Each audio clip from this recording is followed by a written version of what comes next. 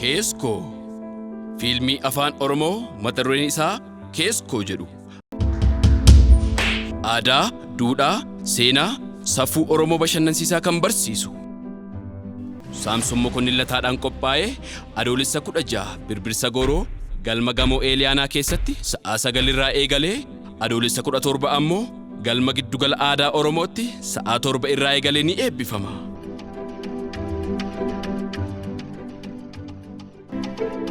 Maarree bakkaa fi yeroo jedhametti qooddattoota sagantaa keenya akka taatan isin affeerree jirra. Kottaa aartii keenya waliin haa guddisnu. Keeskoo anis kan kee atis kan koo. Keeskoo hankeetii atis kan koo. Tokkummaatii monaa dararaa fi rakkoo. Wameekatu darbe waliin keessa baane borii keenyaaf jecha har'a danuu taane. Keeskoo hankeetii atis kan koo. Tokkummaatii monaa dararaa fi rakkoo. Wameekatu darbe waliin keessa baane borii keenyaaf jecha har'a danuu taane. Hankeetii atis kan koo. Tokkummaatii monaa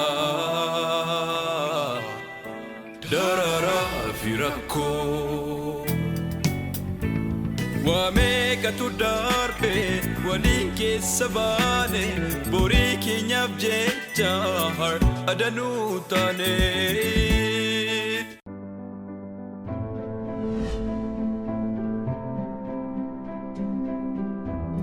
Hankeetii atis kan koo.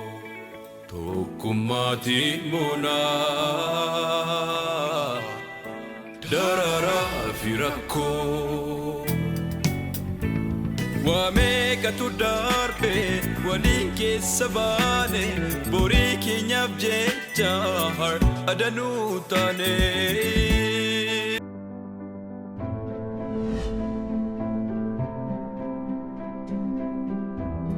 Hankeetii atis kan koo.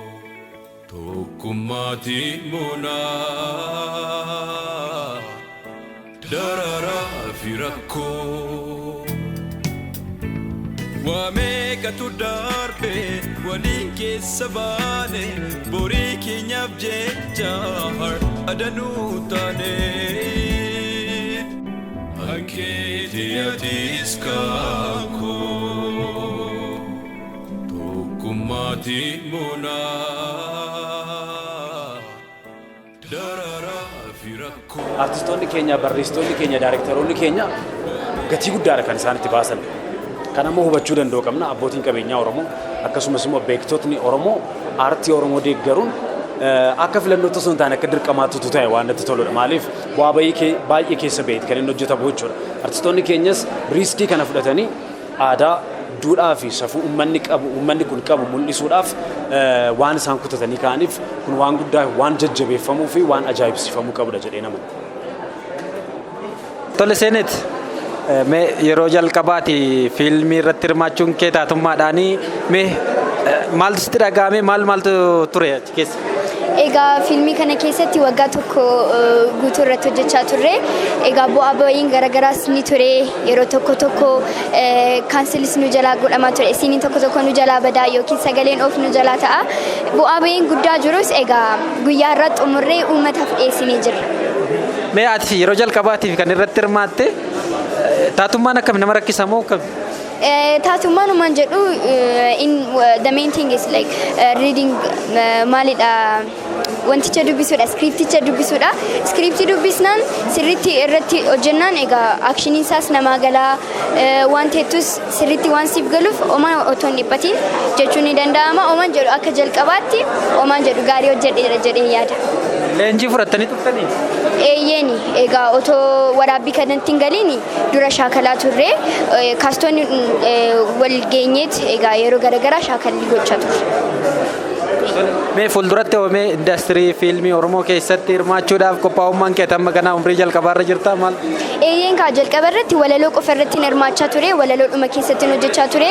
Garuu amma yeroo kanatti immoo ani fiilmii hojjechuu baay'ee nan hawwa ture. Egaa artiist Saamsoon Mokonnin baay'ee galateeffachuun barbaada waan na affeereef. Egaa amma fiilmii keessa galeen jira. Akkanumatti waan itti fufnatti fakkaata sirriitti jabaadhees cimees akkan hojjedhu abdiin qaba. Maal fooyya'u itti fuulduratti maal fooyyessuu yaadda aartii fiilmii Oromoo keessatti? Egaa fiilmii Oromoo keessatti aartiin hin guddanne jedhanii namoonni haasa'an baay'eetu jiru. Egaa aartiin hin guddanne jennee odeessuurraa aartii keenya guddisuutti hojii jalqabuu qabna. Kana jechuun immoo uummanni Oromoo uummata bal'aadha. Naannoo miliyoona 50 oliiti. Uummanni bal'aa kun otoo jiru aartiin Oromoo hin guddanne jechuun iyyuu nama qaaneessa. Kanaaf akkana jennee odeessuurraa aartii keenya guddisuudhaaf uummata keenyaaf aweernasii kennu. Nutis immoo waan gaggaarii hojjechaa uummataaf dhiyeessuu qabna. Uummanni keenya amma fiilmota garaagaraa kan Amaariffaas kan Ingiliffaas uummatuma Oromootu ilaalaatii guddisa nama biraa miti. Numadha baay'een jechuudha biyya kana keessatti. Kanaafuu kan warra biraa akkuma guddisnutti kan keenyas guddisuu qabna jechuudha. Yuutuubii irrattis ta'u sirriitti viyuu isaanii guddisuudhaan waan badee dubbachuudhaan waan gaggaarii ta'eenis baay'ee gaarii jechaati cimsuun baay'ee gaariidha. Ani immoo mataa kiyyaan waggaa afurirraa kaasee aartii keessa galeen jira. Aartii guddisuudhaaf sirriitti anis hojjechaa jira. Inumaa mana barnootaa baneen jira amma naannoo Keellaa fi naannoo Gujooti mana barnootaa 2 baneen daa'imman aartiis barachaati. Safuu fi duudhaa Oromoos beekanii akkasumallee barnoota saayinsaa aartii waliin sirriitti walitti fidanii akka baratan carraa uumeen jira jechuudha. Galatooma. Ati immoo namoota fiilmii kana keessa turan namoota hirmaatan kana keessaa nama tokkodha. Tole bu'aa bahiin achi keessa ture haalli hojii isaa maal ture maal fakkaata? Keessoon egaa bareedees ga'uudhaaf chaalenjii baay'ee fudhate. Chaalenjii baay'ee qaba. Noormaali akka dhuunfaa keenyaatti wanti nuyi haaraadha. Har'a dubbachuu wanti nuyi hin dandeenye jira yeroo har'a teenye. Sababiin isaa warri nu dura turan waa baay'ee arganii waan darbaniif akka keenyatti garuu kan nu mudate jira. Wantoota baay'ee chaalenjii baay'ee qaba. Dhugaa dubbachuuf waa baay'eedha. Jalqaba isaa gaafan jalqabe chaalenjii qaba ture. Isa keessatti garuu wanti hin irraanfanne araada bunaan qaba beektaa. Araada bunaan qaba waraabbiidhaaf deemne itoo hojjennu humna koo ol ta'e. Imimmaanija keessaa ganna rooba daayirektarrii aakshin naan jedhe. Hangaruu imimmaanija keessaa na roobaatu man xaragadhu gaafa humna koo ol ta'u gidduutti al tokko dheetanii ba'ee mana bunaa wayii barbaadadhee dhaqee buna dhugee wayyaan koo jijjiiramu noormaali jalqabaa kaasee gadhumaatti yoo garte ta'e wayyaa sana jijjiiradhu waan ta'eef kafana koo keessatti ni birrii dhiisee ba'e maallaqa jechuudha. Achi ga'ee buna dhugee raawwadhee gaafa maallaqa kennuudhaaf fedhu kiisii koo keessa hin jiru yookaan boorsaa koo keessa hin jiru akka carraa ta'e bilbila qabaa achuma ta'an bilbila dhufa inni irratti kaffalan saamiin faani kana faatu ture. Ajaa'iba! Kanaan dura hirmaattee beektaa taatummaadhaan? Taatummaadhaan faarfannaa gara caalu faarfannaa tokko hojjedheera. Noormaali garuu gama fiilmii fi waraabbii baay'eesaa amma ganaan itti jira. Hirmaachisummaa isaa eenyuutiin leenjii isinii kennameera akkam ture qophaa'ummaan sanarratti ture jechuun leenjiin shaakalli akkam ture? Garsi gama isaatiin isinii taasifamaa ture akka carraa ta'e kan saamii fa'aa wajjin hojjenne kana shaakala yeroo dheeraatti fudhanne baay'ee shaakallee jaallannee mammoo taanee hojjenne nutti toleera wantichis akka carraa ta'e barreessaan fiilmii kanaa tiyaatira fa'aa nu barsiisaa ture ofii isaatii baratee kan turerra muuxannoon xinnoo isarraas jira barreessaan Keeskoo jechuudha. Isarraa baay'ee nu gargaareera gama sanaanii carraa kanaan isa galateeffachuun barbaada. Indastiriin fiilmii Oromoo yeroo baay'ee hin guddanne jechaadhuma ta'a namni keenya keessumaa gama faayinaansiitiinis gama qulqullinaatiinis maaltu hojjetamuu qaba akka nama hirmaata tokko? Dhugaa dubbachuuf yeroo baay'ee dhimma Oromoo kana gaafa dubbattu sababii carraa miidiyaa argatte waan dubbattu fakkaata beektaa. Namni keenya lafa dibbeesii rukutuu kanatti malee baay'ee waan ofii kana irratti hojjechuudhaaf iyyuu ammam hojjechaa jira isuma hojjetame immoo ammam jabeessanii jedhu gaaffii tokko eenyu yoo beekaa jechuudha. Namoota baay'eedhaaf wanta kana gaafa dhiyeessitu amma wanta siinii waraabaa shortii muuvii tokko waraabame waan dhiyaatu komentii itti kennuutti baay'ee haasofna hundi keenya. Haala amma jiruun garuu dadhabbii yoo qabaatu maala qabaatu malee deeggarsa iyyuu hawaasa isaarraa dhabu malee haala ammarra jiruun gaariidha. Baay'ee deemee rachootu hin taane jalqabbiin jiru gaariidha jechuudha. Jalqabbiin jiru baay'ee bareeda. Kana caalaa immoo dhaloonni booddee jiranis warri kanaan dura dadhabanii asiin gaanis warri lubbuun jiraatan carraa kan arganii isaanuu waa baay'ee haasa'uu danda'u. Nummoo warri gara booddee garuu haala jijjiirama teekinooloojii duukaa deemna waan ta'eef waan kana caalu boriin hojjenna waan jedhu abdiin qaba. Galatoomaa sinillee. Fiilmiin Keeskoo kun akkamimee bu'aa ba'iin keessa ture maal fakkaata? Kiribtii isaarraa jalqabee wantoonni itti deemame haalli itti hojjetames baay'ee gaariidha. Bu'aa ba'ii isaa immoo yoo ilaaltu waan baay'eedha. Bu'aa ba'ii baay'ee gaafata. Fiilmiin amaluma isaatiinuu warra akka keenyaa wantoonni baay'ee hir'atan dhiisiiti. Warra guuteef iyyuu fiilmii keessatti baay'ee sirakkisaa baay'ee ulfaataadha. Kana aartii kana keessa tureetti fiilmiin Oromoo indaastiriin fiilmii Oromoo sadarkaa maaliirra jira jechuu dandeenya amma akka nama tokkotti yeroo tilmaamta? Egaa fiilmii afaan Oromoo nu ilaaltu al tokko ol ka'aa tokko immoo gadi bu'aa baay'ina isaatiin yoo ilaalle homaan jedhu jenna. Sadarkaa isaa immoo yoo ilaalle ganaa wantootni nuuf waan baay'ee jira. Garuu sadarkaa isaa immoo akka ol ka'uu fi wantoonni baay'ee nu gaafachiisu waan baay'eetu jira. Sadarkaa isaa ol kaasuufis wantoonni irratti hojjetamuu qaban jiru. Kanaafuu waan baay'eetu nu hanqata gara fuulduraatti wantoonni hojjetamu. Haa ta'uyyuu malee amma ta'e immoo deddeemamaa jira. Namoota dhuunfaadhaan kun iyyuu kan deddeemamaa jiru. Amma ta'e aadaa seenaa uummata kanaas guddisuudhaaf afaansaa guddisuudhaaf aartiin immoo bakka guddaa qaba waan ta'eef karaa hundaanuu aartiidhaan gara fuulduraatti baastee afaan kee aadaa kee seenaa kee eenyummaa kee ibsachuudhaaf aartiin bakka guddaa qaba. Aartii keessaa immoo inni tokko fiilmiidha. Fiilmiin keenya gara fuulduraatti kana caalaa akka deemuu fi namoonni abbootiin qabeenyaa qaamni mootummaa gareen adda addaa namoonni adda addaa irratti hirmaachuu qabu kan kooteedhanii amma rakkisaa kan ta'u yeroo baay'ee baajanni rakkisaa ta'a akka barbaaddetti hojjechuudhaaf. Bakka barbaaddetti meeshaa barbaaddetti iddoo barbaaddetti nama barbaadde irratti hirmaachuudhaaf kan si qabu baajata si qaba maallaqni si qaba. Kanaaf immoo akka barbaaddetti fiilmii oomishte uummata keetiif dhiyeessuudhaaf hanqina jira jechuudha. Kanarra rakkoonni guddaan. Gama mootummaatiin oomishee maaltu ta'uu qaba jettu gama hawaasaatiinis? Hawaasni keenya egaa aartii kan hojjettu uummataaf hawaasaaf hojjetta. Hawaasni kun hin jiru taanaan hojjechuun hin barbaachisu. Saba aadaa qabu, afaan qabu, seenaa qabu jettee aartii kana kan hojjettuuf. Aartii immoo yommuu hojjettu uummatichi hawaasichi dhufee si bira dhaabbatee gaafa ba'u ilaaluu qaba. Fiilmii tokko irra baastee namni dhufee isaatti hojjette sanas ilaalee qarshii kaffalee ilaalee sin kakaasu taanaan bor kan biraa hojjechuu hin dandeessu. Namoonni baay'een itti dhamaanii dadhabanii hojjetanii yeroo tokko qofa hojjetanii hafu maaliif beektaa isatti aanutti immoo ka'uu hin danda'ani. Uummanni galeen ilaaluuf abbootiin qabeenyaa biran dhaabbatu taanaan qaamni mootummaallee deeggaru taanaan gara fuulduraatti deemuudhaaf ni ulfaata waan ta'eef qaamonni ilaallatu hundi irraayyuu otoo bira dhaabbatee fiilmii kana sadarkaa industirii guddaatti jijjiiruun hin danda'ama yaada jedhudha. Kanaaf gara fuulduraatti hundumtuu ga'eesaa ba'uu qaban jedhaan. Gama Saamsoonitti sin deebisa. As keessatti ijoollee haaraa hedduu idee jira. Kun ifaajee isaatiin jechuudha. Ijoollee namoota haaraa wajjin hojjechuun akkamiin namoota buleeyyii fa'aa wajjin hojjetaa turtani? Akkam ture? Bareeda namatti tola kan si ajaa'ibu ijoollee haaraa fidanii as keessatti agarsiisuun mataan isaayyuu waan guddaadha. Dhugaa dubbachuudhaaf carraa dhabuudhaan kan ka'e malee ijoollee ciccimoon mana keessa jiru kan hin baane kan hin mul'anne. Akka carraa ta'ee Saamsoon immoo ijoollee haaraa fidee asirratti hirmaachiseera. Ijoollee wajjin hojjedhe wajjin baay'ee gammadeen hojjedhe waan tokko wantoonni yeroo hojjetan muuxannoodhaanis aartii keessa turuudhaanis wantoonni isaan hanqatu jiraate isa immoo bira dhaabbattee akkas jettee beekta miti dibicha sangaatti camadanii qotu mitiire. Kanaafuu warra haaraa kana immoo warra buleeyyii kana wajjin walitti fiddee yoo waliin hojjette waan baay'ee barsiifta barsiisaa deemta. Nuti akkasumatti barachaa dhufne waan ta'eef baay'ee bareedaadha waan ta'eef akkasii kana gara fuulduraattis namoonni kanillee barachuu qabu jechuun barbaada.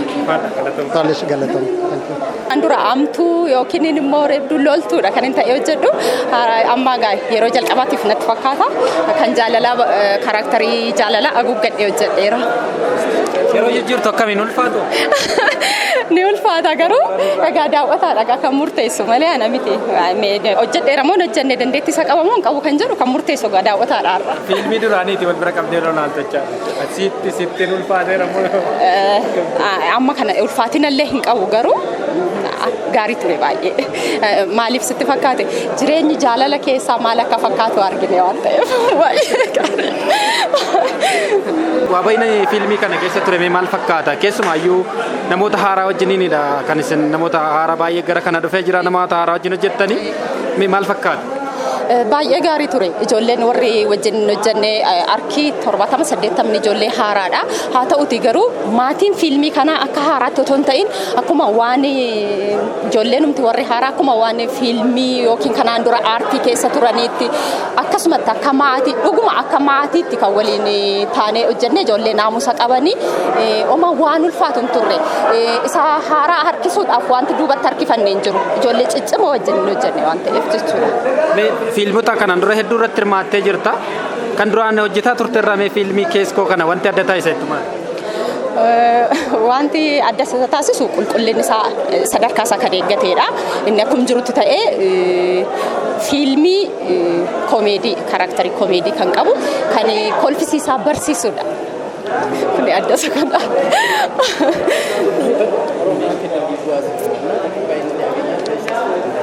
Eeyyeen Oromiyaa keessatti baay'ee innaas fiilmiin eebbifamu Oromiyaa keessatti yoomnuu dhufa jedhaniiti namoonni kan nuyi yaafatan jechuudha. Kanaaf fudhatamummaan isaa wal nama gaafachiisu. Garuu ammam dandeettii akkamiitiin hundumaa bira ga'uu dandeenya isa jedhuudha. Isarratti immoo ni hojjanna. Saamiin durumaa kaasee mucaa cimaadha. Mucaa maanni sadarkaa isaa kwaalitii isaa eeggateedha. Akkuma kana hojii irrattis immoo maanni ija jabummaadhaan murteessee itti seenee akkumatti seene immoo milkaa'eera. Galata Waaqaa. Saamii wajjin hojjechuun baay'ee dhugaa dubbachuudhaaf taanaan Saamiin nama naamusa qabu, nama dandeettii qabu, ilaaf ilaamee kan beeku, safuu fi aadaa isaa kan beekudha waan ta'eef dhugaa dubbachuudhaaf taanaan Saamii wajjin hojjechuu jechuun hanga tokko dandeettii keessa kan koo hanga tokko ollaa buteera jedheetaniin kan yaadu. Mucaa cimaadha. Kutannoodhaan itti seenee akkuma itti seene immoo milkaa'eera. Indastiriin fiilmii Oromoo sadarkaa uummata kana saba kana madaaluun deemeera itti yaadda? Deemeera jedhee yaadu garuu uummaticha madaala jedhee yaadu garuu tattaaffiirra jira. Tattaaffiirra jira hanga tokko garuu maali saba kanaaf mee waggaatti fiilmiin 10 sana ol ba'uudha qaba. Haa ta'uti garuu homaa miti. Tattaaffiirra jira. Tattaaffiin kun immoo namoota dhuunfaa kaka'umsa mataa isaaniitiin ka'aniif kan hojjetamaa jiru kan tattaafatamaa jiru malee abbootiin qabeenyaatti seenanii yookiin mootummaan kutateetti seeneetiin miti kan hojjetamaa jiru. Kun itti yaadamuudha qaba. Ulfaadhaa galatooma. Indaastirii fiilmii keessa seentee taataatummaadhaani kanaan dura waan ani fiilmii biraa irratti arginatti hin fakkaatu. Isa jalqabaatti fakkaataa akkam ture keessoon? Kanaan durallee fiilmii baay'ee irratti hirmaadheera garuu hin baane fiilmonni. Karaarra jira. Warri kaan ba'uun isaanii abdiin qabu. Keessoon garuu baay'ee amanamummaadhaan gadi baasanii jiru. Fiilmii baay'ee gaariidha dhugaa dubbachuudhaaf. Fiilmii gaarii kan jechisiisu keessa jaanarii fiilmii akkasii hin qabnu yookiin gosa fiilmii akkasii kanaan dura baay'ee hojjetamee jiru. Kun fiilmii jalqabaati. Koomedii baay'ee mi'aa fi bareedaa ta'e qaba. Kontentiin isaa koomedii haa ta'u iyyuu malee garuu waan nama barsiisuu fi ergaa gurguddaa akka sabaattis dabarsuu danda'u baay'ee qaba. Inni kun waan baay'ee gaariidha jedhee yaada. Saamii wajjin hojjechuun akkami mee wajjin isa wajjin hojjettee beektaa kanaan dura? Yaa Saamii hojjechuun baay'ee nama gammachiisa. Sababiin isaa Saamiin nama ekspiriyeensii waggaa dheeraa qabu waan ta'eef tokkoffaa muuxannoo isaa siif hira. Lammataa immoo innumtiyyuu yeroo wajjiniin hojjettu akkaataan itti namatti dubbatu, akkaataan itti namatti himu, akkaataan inni nama qajeelchu waan baay'ee gaariidha. Hojii kamiyyuu keessatti ekspiriyeensii yookiin muuxannoon gahee olaanaa waan taphatuu fi muuxannoon Saamiis kana gadi miti waan guddaadha jedhee yaada. akka ogeessa nama promooshinii irra tureettis akka nama aartii kana beekuuttis jechuudha. Fiilmiin indaastiriin fiilmii Oromoo akka sadarkaa uummata kana saba kana madaaluu irra jirattee yaadda moo maal tanqata moo gaadha? Indaastiriin fiilmii Oromoo ammayyuu taanaan sadarkaa infaanti yookiin sadarkaa daa'imaa xiqqaa daaddee jechaa jirtu irra jira. Guddinni fiilmii industirii biyya alaa hojii yoo walitti ilaalle tasumayyuu waliyyuu hin argu. Garuu fiilmotuma biyyoota kanatti keessatti hojjetaman keessaa yoo ilaalle kan industirii Oromoo baay'ee duubatti hafaadha.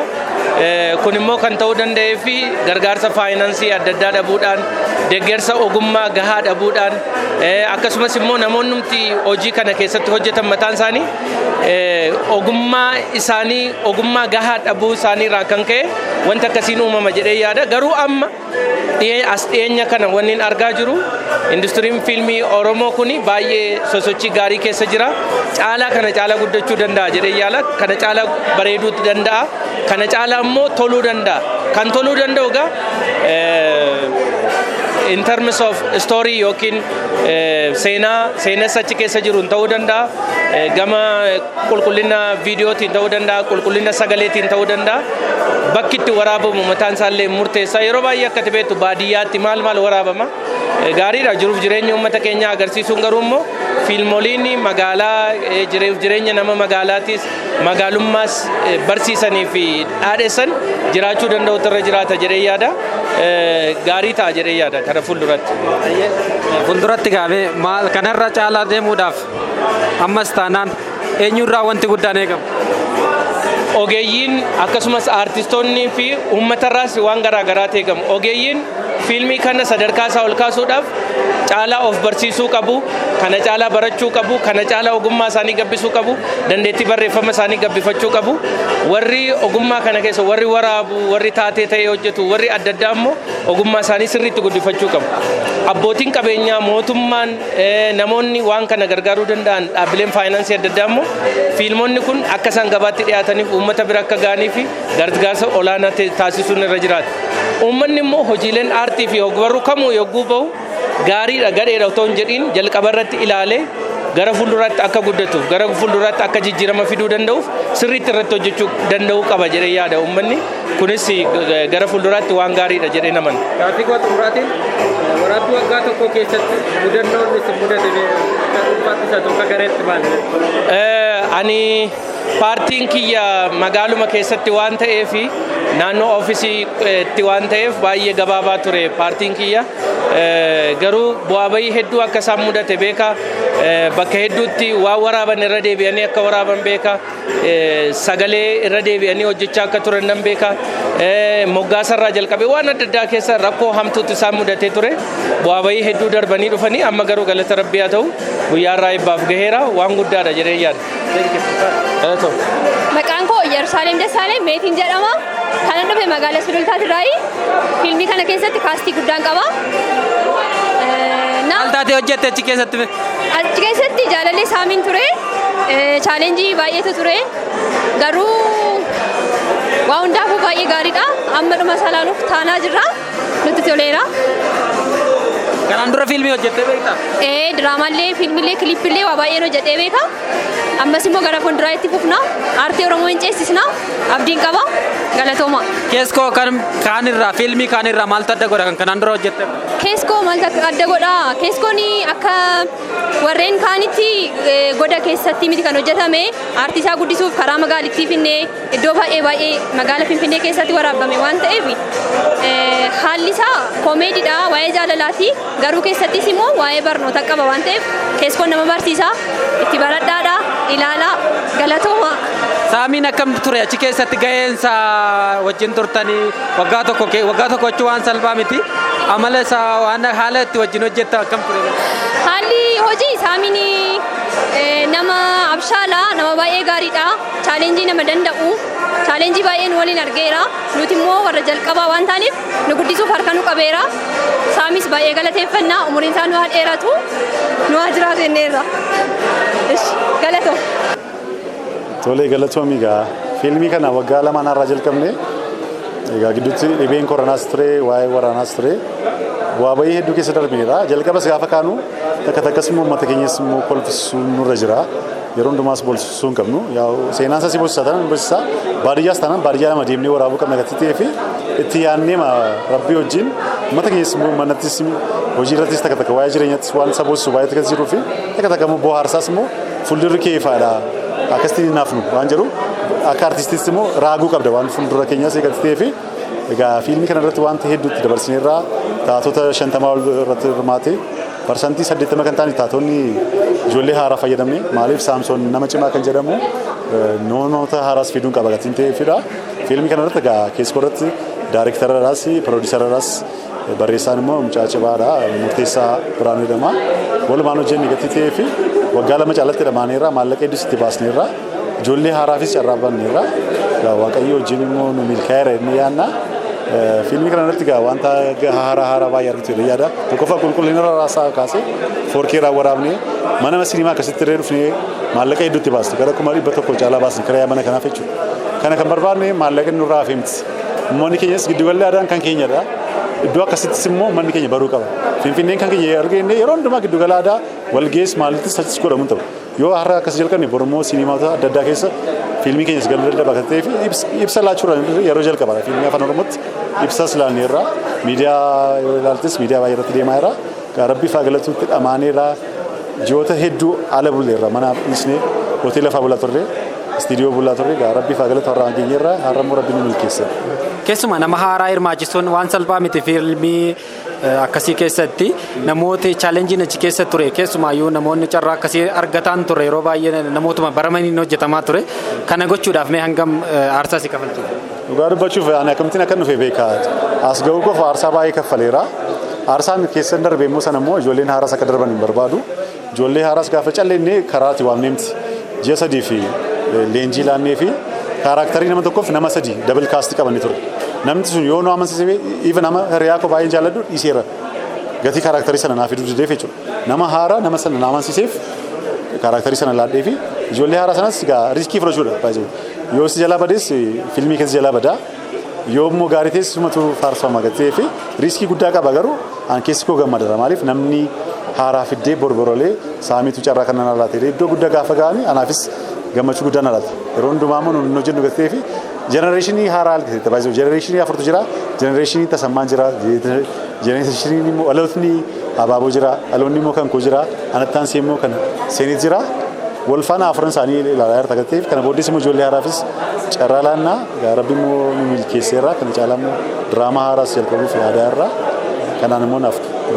Maaltu adda taasisa fiilmoota kanaan dura hojjetaman afaan Oromootiin hojjetaman keessaa mee fiilmii kana? Fiilmoota afaan Oromoo amma haaraa hojjetamaniif kabaja guddaan qaba maaliif isaaniin arginee galne gatee fi hundumti isaanii anaaf kabaja guddaa qaba. Kan tokkoffaa jenerii riiskii fudhanneetu koomeediis gochaa roomaantik koomeediidha.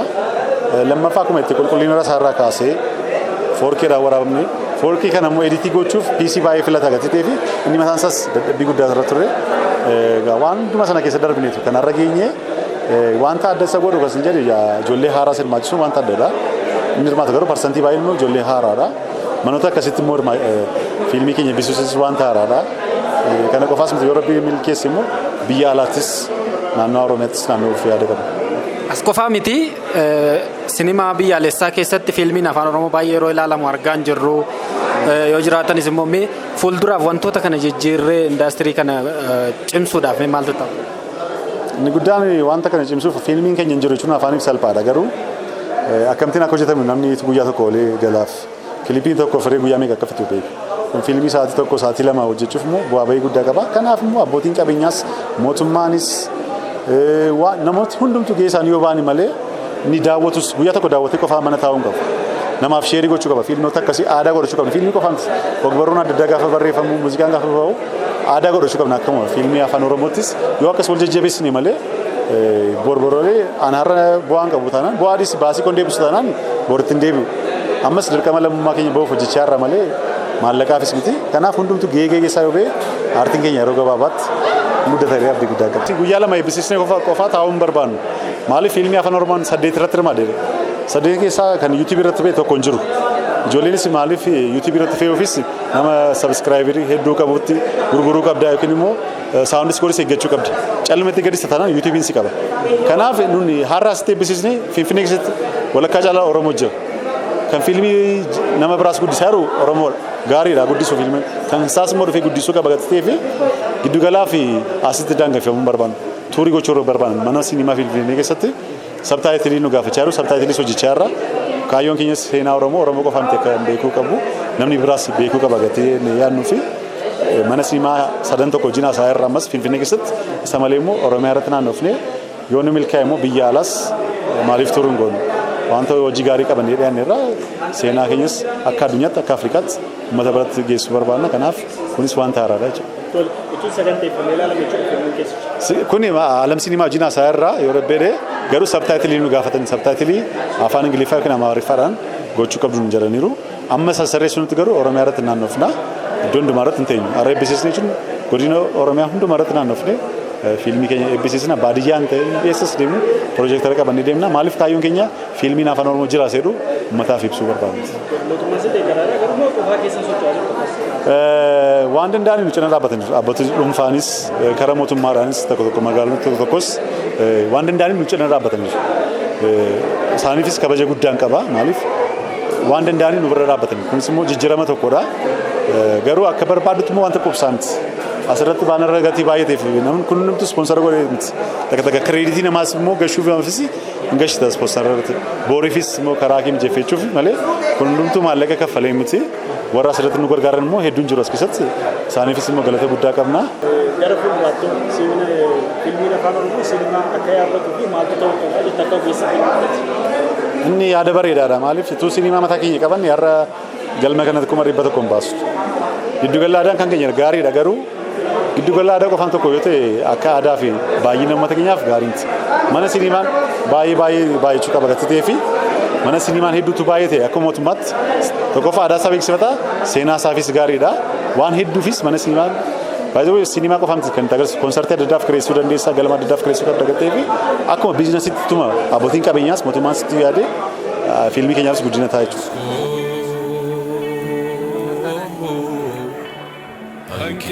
Diatis kako Tokumati muna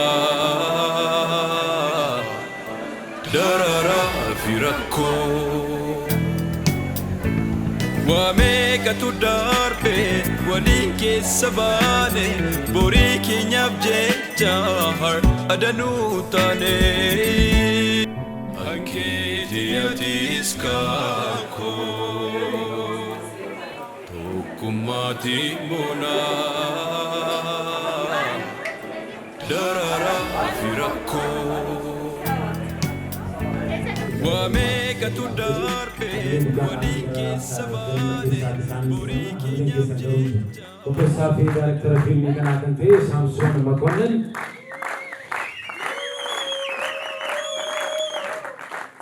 akkasumas hordoftoonni olaanoon taatotni hundumti isaaniiyyuu gara galmaatti seenaa jiru. Baga gammaddan baga guyyaa kana geessan hundumti keessaniyyuu.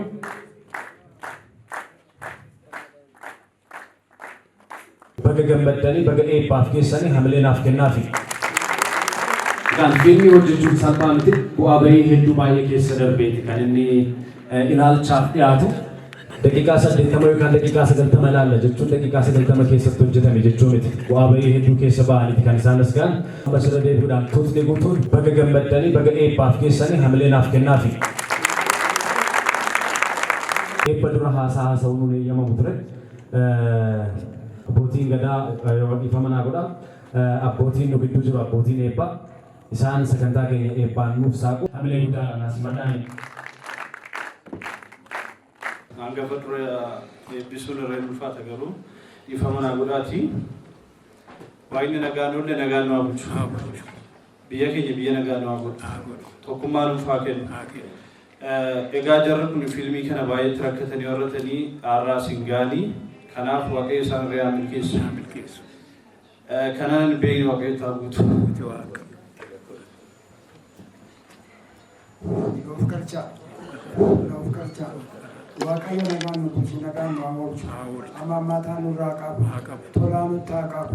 Yaa Waaqa roobdee rooba keessa nu hin caamtee caama keessa nu miidhin rooba gaarii nu roobaa jirta yaa Waaq si kadhannaati nu dhaga'i nu dhaga'i yaa Waaq si kadhanna tokkummaa keenya yaa Waaq nu cimsi yaa Waaq nu cimsi tokkummaa waan hundumaa caala yaa Waaq tokko nu taasis Oromoon seera gadaa qaba seera gadaan wal araarsaa rakkoo fi inni katamalee waliin dhiibu Waaqayyo nagaa biyya kanaa nuu fidi nagaa nuu fidi waraana nuu baraara yaa Waaq si kadhannaa nu dhaga'i uummanni nu dhaga'i bokkuun nu dhaga'i gadaan shana nu dhaga'i ati yaa Waaq waan hundumaa beektaa Waaq itti nuu guuti ani kanan beekaa Waaqni waan hundumaa beekaa bari roobaa quufaa gadaan quufaa gabbisi Waaqa. Nane pisana uf kalcha haye waaqa uumama waaqa sagaltama garbaa salgan booranaa waaqa torban baarentu nagaan bullee nagaan nu oolchi irraa gora nu oolchi dogogora nu oolchi walii galtee nuu kenni walii galee nu taraarami yaa Waaqayyo situ nu uume lafa gaarii irratti uummata bal'aa nu uumte biyya kana irratti nu itichi biyya keenyatti abbaa biyyaa nu godhi gadaa walaa abjuuloo nu deebisi Oromoon agamtaa kanniisaa kenni kanniif yoo nagaa argate wal faana hin dammeessa hin misooma yoo tuqame walirratti lola Oromoon agamtaa kanniisaa kenni walii galtee nu kenni biyya irratti nu uumte irratti nu itichi waraana nu baraari beela nu baraari dhibee hamaa nu baraari kan hidhame nu hiiki ambiyyaa bayyee nutti nu gashi deessuun haa of galtu haati mucaa ammattee haa guddifattu ijoollee Waaqayyo rooba haa kennu malkaan bishaan haa kennu lafti marga haa kennu saani dhugee dheedee aannan haa kennu aannan sanaan ijoollee qaroo nuuf haa guddisu kan nuu kenne nuuf haa guddisu ijoollee qaroo fi ijoollee fayyamuleeyya nuuf haa kennu ijoollee walii galtee taatee bor bakka nu buutu Oromiyaa misoomsitu nuuf haa kennu kan nuu kenne nuuf haa guddisu Saamsooniin fayyaa haa kennu umurii dheeraa haa kennu qabeenya haa kennu ammallee sammuu isaa haa qabu ijoollee aartii kana keessatti qooda fudhatanillee ammallee gamtaa isaanii haa kennu wal isaan haa dandeessisu wal isaan haa jallaachiisu wal faana akka hojjetan haa godhu umurii dheeraa haa kennuuf fayyaa dheeraa haa kennuuf haa milkeessu warra wal obsanii wal danda'anii wal faana hojjetu nu haa godhu Oromoo akka jirrutti uummata wal faana walii obsee wal faana misoomu nu haa godhu ani kanan beeka kana fi Waaqa beeka kana fi Waaqa itti haa guutu. Hayyee of kala. Kana sitti argamtan keessummootni hundumti keessaniyyuu deeggartootni aartii afaan Oromoo baga nagaan dhuftan isiniin jenna. Dargaggoo murteessaa Biraanuutiin barraa'ee Saamikee Maltiimiidiyaa Saamsoon Makoonniniin immoo kan daayireekt godhame kan qophaa'e fiilmiin Keeskoo guyyaa har'aa kana isin fuulduratti egaa isin kan jalqaba ilaalu fiilmii kana jechuudha. Eebbaaf ni dhiyaata jechuudha. Masirra deebi'uudhaan tuutni guutuun baga gammaddan isiniin jecha egaa sagantaa keenya gogaa akka goonee fi yeroo muuziqaa haasa'u laayivii taphachuudhaan kan nu bashannansiisu yeroo baay'ee ogeessa muuziqaa anis gabii eda'oo nu gidduu jira. Inni immoo muuziqaa tokko nuuf taphatee nu bashannansiisaa sana booda gara sagantaa taanutti dabarra. Ammas turtiin keessan bareedaa akka ta'u abdii guddaa qaba. Turtii gaarii.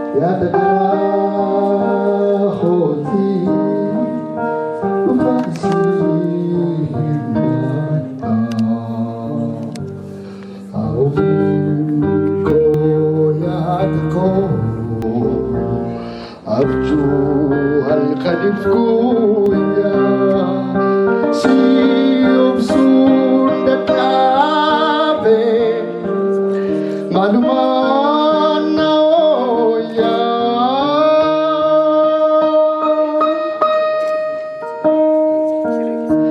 addaan fagoo jirtu jaalatoo ijoollummaa ogeeyyuu si nyaata kalkalaa ganamaa jaalalti fe'atta fakkaataa hin qabu daafinaa birmadhu tiru hoyaa lubbuu yaada onnee hootii fedhii lubbuu kan koo si malee kan biraa hin feetu garaan koo hawwiin too yaada koo abjuu halkaniif guyyaa onsi obsuu dadhabe maalumaan na ooyaa.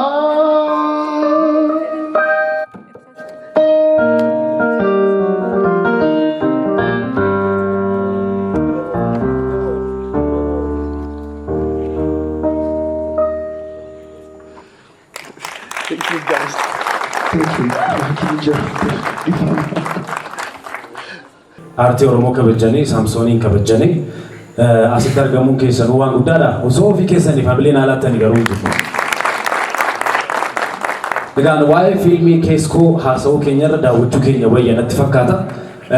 Fiilmichi piroodakshinii gaariidhaan qulqullina suur-sagalee dinqiidhaan kan hojjetame yommuu ta'u, egaan aartii Oromoo keessatti akka galtii tokkootti yookaan immoo waa dabaleera jennee abdii guddaa qabna. Kanaafis baay'ee gammanna. Waa'ee qopheessaa fiilmii kanaa waan muraasa jechuudhaaf waan baay'ee haasa'uu dandeenya garuu keessaa waan muraasa haasa'uun barbaada.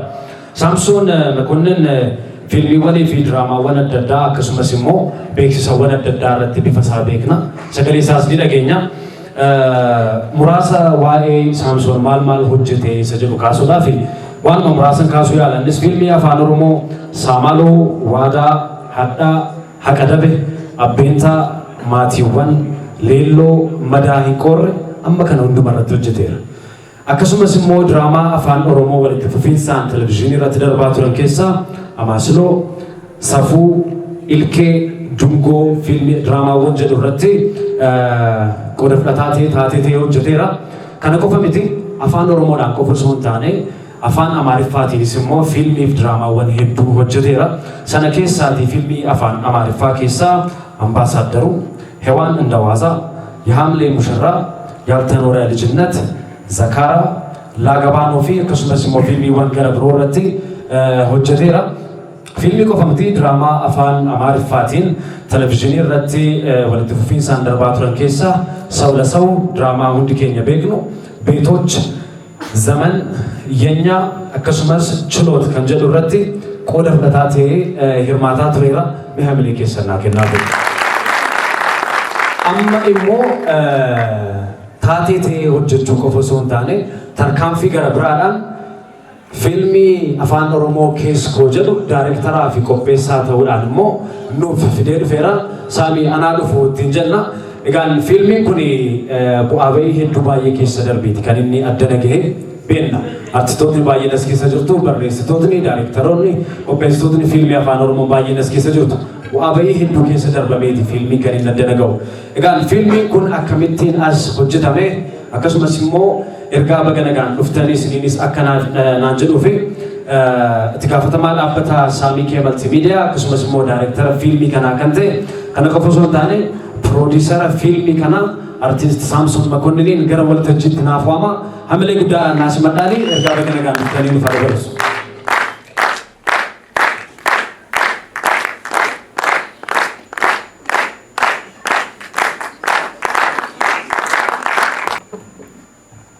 Tole, galatoomaa jalqaba dhiifama si gaafachuu barbaadna. yeroo keenya kabajuu dhiisuu keenyaatti nuti sagalitti waamnee namni immoo eegaa ture nama muraasatti jalqabne turre. Nuuf keessummaan kabajaa keenya inni guddaan nama nu kabajee dhufee hundumaa. Kanaaf immoo isinidha keessummaa kabajaa keenya mee isiniif haamle tokko. Yeroo isaas mijatu xinnoo gannadha sarratti cidhafaatu baay'ee ta'a. Nunis barsiisuuf heddeetu malee asitti hin baramne akkuma jalqabaatti garuu nama baay'ee dhufeera gaariidha. Maaliif kan barame yeroo baay'ee giddugala aadaa Oromootti gadi ta'ee fi Booris immoo achitti eebbisiisna. Innis immoo mana keenya immoo aartiin Oromoo immoo asittis immoo eebbifamuu qaba inni barsiisuu qabna. Fiilmonni kaanis jalqabaniiru. Innis immoo kanatti fufnee deemna gadi ta'ee fi kun egaa tireendii haaraa gadi ta'ee fi namni guutuu yoo baates borumoon guutaa gadi ta'ee fi anis hin gaddu. Isin garuu dhugaa yeroo kana keessan kabajanii dhuftaniitu isiniif jecha qabu baay'ee ulfaadha. Gaa hunda caalaa immoo guyyaa kanaaf akka wal asitti sassaabamnuuf kan sababamu ta'e hojiin kunis akka milkaa'uuf hundumti keenya immoo nagaadhaan akka walaalluuf kan sababamu ta'e waaqa keenya uumaa keenyaaf galanni guddaa ta'u sababa sararanas keenya galanni guddaa waaqaaf haa ta'u gaa. Kanatti aansuudhaan haasaa isinitti baay'isu yeroo baay'is turtaniitu fiilmii kana gaa hojjechuuf gaaf jalqabnu yoo xiqqaate waggaa lamaan dura kan yaadne waan dandeenyuun immoo uummata keenya bira kanaan dura fiilmota hedduu irratti hirmaadheera. Jiru namoota hedduutu anas bira ga'uu qof Saamsoon nama addaa ta'e miti arsiisota mas keessa jirantu carraan alaatanii jabaadhu naan jedhanii wal faana tokko ta'aniitu kan as ga'e ani baay'ee hojjedheera jedhu kana fuulduratti hojjetutu baay'eedha. Garuu as gaafa keenyu aarsaa hedduu darbineetu as jiru kiroonni baay'ee fiilmota afaan Oromoo gaafa agarsiisu waggaa 3 ta'arra FSR irratti fayyadamnee naannoo irratti mana baaburaa fa'aa keessatti fiilmii waadaa agarsiisaa turre fiilmii isaa malus fiilmota afaan Oromoo hedduus bu'aa bahii hedduu ba'aniif kana guyyaa har'a ga'anii kanaaf namni tokkos fiilmii haa xumuru aarsaa hedduu kaffaleetu. Kana gaa beektu sunitti baay'ee keessa kan jirtanis kirooma keessa wal jirtan warri keessummanis beeku. Kanaaf as ga'uun keenya waan salphaa miti fiilmii keenyatti gaafa deemnu waa'ee fiilmii keessa qorratti nunis gaafa yaadnu takka takka immoo janaarii haaraadhaan dhufne saba keenyas immoo kolfisiisaa barsiisuu dandeenya kan jirudha. Imboosisna tanas imboosisna baadiyyaa tanas immoo baadiyyaa ispeeshaalii achuma tippikaal deemnee achitti waraabne kan yaadne janaarii immoo haaraadhaan immoo koomedii gaggabaaboo hojjetu maa yeroo gara fiilmiitti immoo akkas immoo yaalne indeetu dubbannee gaa waaqayyo wajjinis nu milkaa'e jennee abdii qabna.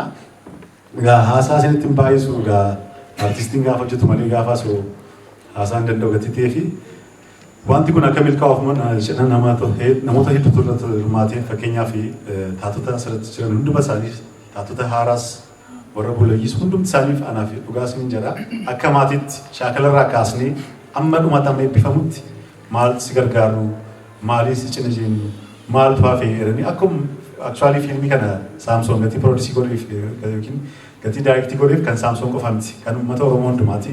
Kanaaf fiilmiin kun kan koo qofa miti kan keenya jedhee gatii yaaduu fi hunduma isaaniif galanni guddaa qaba. Maaliif dhugaan gaafa waraabbichi dhume illee gaddeera. Maaliif jaalala gaarii qabna turre shaakalarraa kaasnee kiruu warra editoroota siinimaatogiraafoota hunda isaaniif galata guddaa qaba. Kana qofaas miti immoo wanta kana gaafa nuti iskiriptii fuudhee gaafa deemnu diree irratti miti kan waraabu.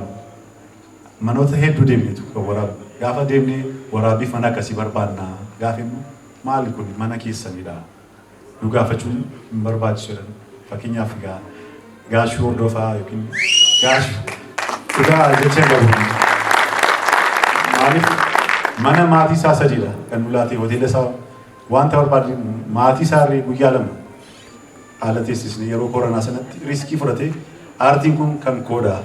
Kan kee qofaa miti waan danda'u si cina jiranii mana isaanii hunduma isaanii gaa maatii gaashuu hordofaa lojii fuulitti beektuun isaanii baay'ee galateeffachuun barbaada. Kana qofaas miti kan jalqabe egaa warra lookeeshinii irraa asirraa iddootti waraabnee Ashaam Afrikaa Peelikan fa'aa riizortii hunduma isaanii gaa asirratti galata qopheessine galata isaanii garuu har'a ilaalluuf maaliif iddoo galmi guuteettidha kan ilaallu kan dhaabbattoota ispoonsaraas kana qofaas miti gaa warra lookeeshiniitti jalqabee dhaabbattoota hedduus immoo waan danda'aniin achi dhaabbatanii dhugaa baay'ee booneera. Anaan miti kan kabajan uummata Oromoo kabajanii dhaabbattoota hedduu deemeera. Baankota irraa kaasnee baankota hedduu deemeera. Fakkeenyaaf baankii hojii gamtaa Oromiyaa akkasumas baankii Oromiyaa inshuraansii Awaash baankii Awaash, baankii Siinqee waan danda'aniin dhugaa isin jala mana keedha. Baay'ateef xiqqaatee miti. Waan dandeenyu garuu si bira dhaabbanni irra jiran. Kana qofaas miti kaa dhaabbattoota hunda isaanii waajjira fayyaa biiroo Oromiyaas baay'ee galateeffachuun barbaada.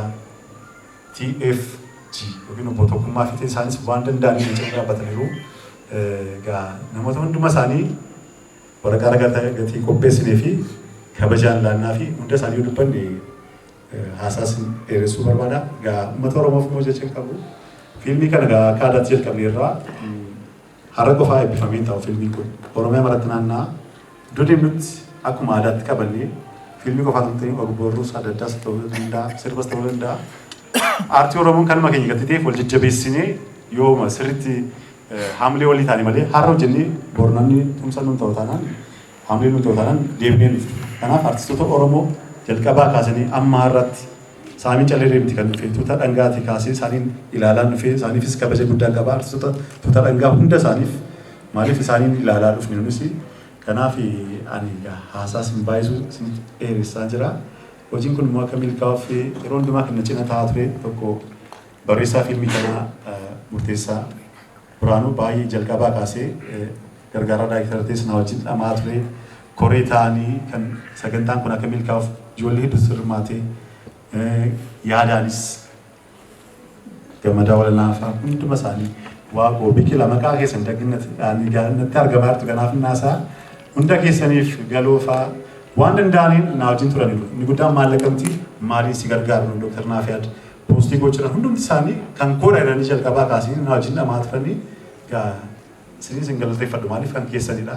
Anis obboleessa keessan na gargaaruun keessan dirqamadha. Baay'ee isinitti boneera. Hunda caalaa immoo na kabajanii har'a kan dhuftanii isinis deddeebisee baay'ee isin galateeffadha. Haasaa yoo isinitti baay'ise egaa ifama guddaa nama galateeffannis yoo jiraate boormoo sirriitti waraqaa ragaa wajjin galateeffadha. Hunda keessaniif naa jiraadha waan waadaan seenuu amma lubbuun koo jirtutti aartii Oromoo guddisuuf dubbatti hin jedhu fiilmiin keenya keessoo har'a jalqabee boritti fufaa Oromiyaa marra naannofnaa naa jiraadha fayyaa naa ta'a galatoommaan jira. Samsun Bakonnen hedduu galatoomii ulfaadhu. Egaan fiilmiin kun akka inni as ga'uuf qaamoleen hedduun fiilmii keessoo egaan bakka kennuutiin waan adda addaatiin qofa osoo hin taane qaamoleen ispoonsar godhan fiilmii kana baay'ee kan galateeffatu baay'eetu jiru. Sana dura garuu fiilmiin keessoo haala adda ta'een artistoota buleeyyii akkasumas artistoota haaraa wal deemoo kan of keessatti qabate yommuu ta'u kun immoo borii aartii keenyaadhaaf onnee waan nutti horudha jedheen yaada. Kan artistoonni fuulduratti arginu kun baay'een isaanii tarii baay'ee isaanii beektan ta'u. Haaraa waan of keessatti qabateef jechuudha. Maaliif aartiin Oromoo itti fufuu qaba, darbee deemuu qaba waan ta'eef dhaloota bakka buusaa deemuun dirqama waan ta'eef kanaan immoo barumsa tokko nuuf ta'a jedheen yaada. Abaaboon fa'aa jiru asii tuuta dhangaa keessas artistoonni baay'een jiru, wal deemoonis immoo siifan seeneet fa'aa jiru. Artistoota haaraas immoo argaa jirra kanneen akka Gammadaa Olaanaa fa'aa fiilmii kana irratti hirmaataniiru. Baay'eedha kan as keessa jiran. Dhugaa dubbachuuf ilaaluudhaaf jarjareera fiilmichi maal akka inni fakkaatu. Maaliif wanta dinqii fiilmii bareedaa akka inni ta'u abdii guddaan qaba. Mee artistoota fiilmii kana irratti hirmaatan hunduma isaaniitiif taatota qooda fudhattoota maraan baga gammadannaa jedhaa hamilee walirraa jedhunaa kennaa ture. Qaamoleen baay'een fiilmii kana ispoonsar kan godhanii baay'eetu jiru hunduma isaanii galatoommaatti jenna. Siinqee Bank, Cooperative Bank of Oromiyaa, Oromiyaa Bank, Awash Bank, Awash Insurance, Havering Construction, Bishaan Gold, Hospitaala Haadholiif Daa'immanii Lubbuu, Waliif Health, Waliif Trade, Bulchiinsa Mootummaa Naannoo Oromiyaa, Komishinii Turizimii Oromiyaa, Odaa Transport, TFG General Trading, Grand Eliana Hotel galma kana nuuf kennuutiin ispoonsaroota keenya hunduma isaanii walitti qabaatee galatooma hamilee guddaa kennaaf naa galateeffadha. Egaan fiilmiin kun namoota haaraa baay'ee achees fiduudhaan baay'ee waan guddaa hojjeteera jedheera. Kana qofa miti Saamsoon Makonnin fiilmii kana piroodiisarii akkasumas immoo daayirektara ta'e irratti haa hirmaatu maree barreessaa fiilmii kanaa kan ta'e iskiriiptii adda ta'e seenaa adda ta'e barreessuudhaan immoo kan achees nuuf fide nama guddaa galateeffannu borii aartii Oromoodhaaf nama abdii irra keewwannu dargaggoo Murteessaa Birhaanuu gara waltajjiitti naaf affeeranii hamilee guddaadha.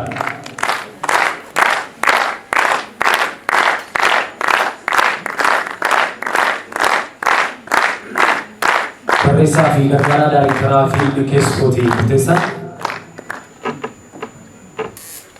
Tole carraa kan argachuu kootti guddaa galatoomaa isiniin jedha. Egaa yeroo baay'ee nama fuuldura dhaabbadee haasa'uu danda'u na hojjechaa isiniin jedha. Dursa waa hunda dubbachuu kootiin dura warroota kana dura akka iddoo kana dhaabbannee haasofnu akka iddoo kanatti afaan keenyan afaan Oromootiin haasofnu namoota nu taasisan gootota keenya afaan kanaaf jecha lafeen isaanii cabe lubbuu isaanii itti dhabe galateeffachuun barbaadaa isinis naa galateeffadhaa. Egaa fiilmii hojjechuun qofti fiilmii hojjenne nama jechisiisu fiilmii afaan Oromoo hojjechuu qofaa miti agarsiisunu aarsaa mataa isaa nama kaffalchiisa jechuudha.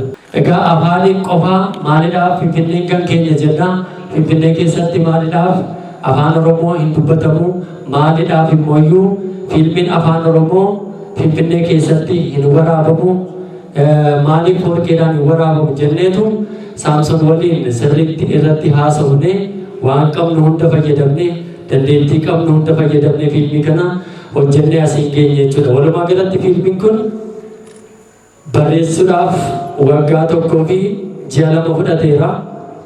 Akkasumas reersii erga jalqabnee hanga post production kanatti haga eebbaatti waggaa 2 nutti fudhateera. Walumaa galatti waggaa 3 fi ji'a 2 nutti fudhateera jechuudha. Kuni maal agarsiisa? Kabaja uummata kanaaf qabnu akkamittiin agarsiisuu qabna? Hojii kwaalitii qabu finnee dhufne hojii kwaalitii qabu jechuun hojii uummata kana madaalu. Uummanni Oromoo hagam akka ga'u eenyu akka ta'e maalimmoo akka qabu hundi keessanuu quba qabdu jedhee yaadu. Kanaaf uummata Oromootiif jecha hin qabani guddaa dhugaa dubbachuudhaaf ani uummata Oromoo keessatti dhalachuu kootiif baay'een gammada. Isinis uummata Oromoo oduu galateeffattanii baay'een itti gammada jechuudha. Egaa erga qaroomina sirna gadaatirraa kaasee uummanni Oromoo aartiidhaan jiraachaa ture. Aartii fi jireenya isaa wal simsiisee waliin jiraachaa akka ture hundi keessanuu quba qabdu jedhee yaada. Warri quba qaban immoo seenaa akka qorattanii isin affeera. Walaloonni qoshii isin jedhetan asirraa bu'a. Ni of galchitu. Oromoo fi aartii. Firummaa Oromoo fi aartii eessaa dhuftee ganamaa yoomessa isaa wallaale warri beektan naaf himaa. Angaruu Oromoon aartiidha, aartiinis Oromoodha jedheetan itti dhiisee galaana jaalalaa keessa ciise. Waa malee hin jennee nan taajjabinaa firaa isa kan biliseen isa kan moohiraa. Oromoon walaaburraa uumamee aartiidhaan kan walabummaa labse bu'uura heeraa fi seera hundaa sirna gadaa tume. Kanatu na rakkisee kanaafan humna dhabe Oromoo fi aartii gargar baasuu dadhabe. Oromoof meeshaansaa aartii ture. Gaafa urjii lakkaa'ee kaalaandara dha'u guyyoota torban ji'oota waggaatti gaafa lakkaa. Gaachana tolfatee eeboo qaratee gaafa diina waraanu sheekoo fi eebboodhaan gaafa sammuu daa'immanii qabu. Fakkii kaasee bobbocee piraamidii hojjetee anaa miti kan jedhe dhugaatu afaan baasee dubbate. Oromoon duruu ogeessa mammaakee dubbii kaase mammaakee dubbii cufaa akkasiin barsiifate dhaloota darbaa dhufaa.